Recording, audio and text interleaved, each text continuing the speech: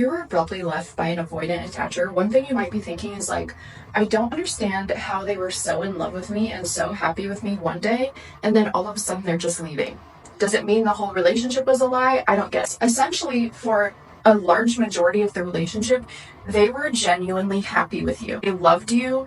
They wanted to be there. They were enjoying the relationship. They were enjoying being with you. But what happens for an avoidant is when you reach a point in the relationship where there is a lot of intimacy and expectation, because once you really form a strong bond, your partner is going to need things from you. They're going to expect things from you. And there's going to be this high level of intimacy and need for vulnerability. Once the relationship gets to that level, it becomes very hard for the avoidant because you are needing things from them that they don't know how to access. They don't know how to access their own feelings and emotions. It's almost impossible for them to be able to name what they're feeling and to be able to express that to another person.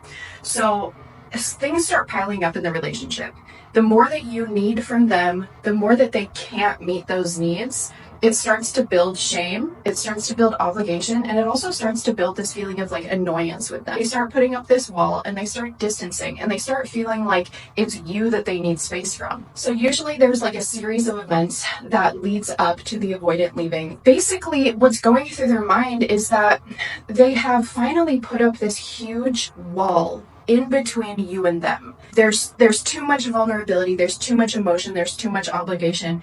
Because that wall is now up, they literally cannot access that love and emotion that they had for you before. So it's making them feel like they have fallen out of love with you and that they just have no desire for the relationship. But the reality is it's likely not about you. If the avoidant was able to work with a therapist or something and be able to access a lot of the things that they're feeling and work through them and, maybe take some space to work through some outside issues, whatever might be going on in their life, they could probably get to a point where they realized that they were actually very happy in the relationship and very happy with you. But that's most likely not going to happen. A lot of avoidant attachers, number one, they don't realize that they're avoidants. So they just leave the relationship and then they think that the problem was you.